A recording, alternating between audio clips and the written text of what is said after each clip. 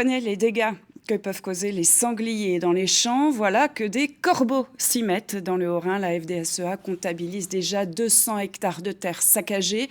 Le syndicat agricole en appelle au pouvoir public pour réguler les populations de ces volatiles. Stéphane Gaudry, Éric Leinefer. Au-dessus de ce champ, des centaines de corbeaux. Depuis le mois de mai, chaque fois que Jérémy Neff voit les noirs plumages se poser sur ses champs de maïs, il sait qu'il pourra ressemer quelques jours plus tard. Ils viennent et ils l'arrachent et puis voilà ce qu'ils mangent. Ils mangent le grain en totalité, quoi. Ils laissent le plant et puis ils mangent la graine, quoi. Puis ça reste comme ça, mais le plant est mort, il ne se passe plus rien.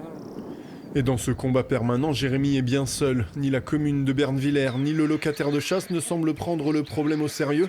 Et pendant ce temps, les pertes s'accumulent. On a ressemé une deuxième fois fin mai. 2-3 jours plus tard, rebelote, encore détruit, quoi.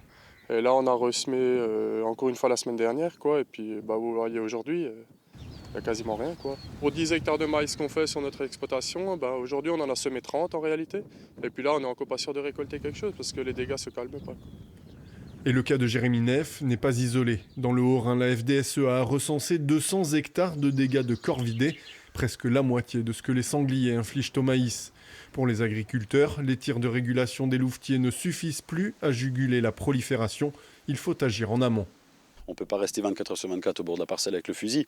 Je veux dire, ils vont revenir. Et on est sur un problème qui, pour moi, va devenir plus grave que le sanglier. Je pense qu'il faut un plan de destruction beaucoup plus adapté à la prolifération d'aujourd'hui, quoi. Je veux dire, aujourd'hui, on a une telle population de corbeaux qu'on ne la maîtrisera plus, hein. La destruction de nids, un mot d'ordre qui risque de faire réagir écologistes et défenseurs de la cause animale, mais qui semble être la seule solution face à un oiseau dont l'intelligence défie tous les autres moyens de régulation.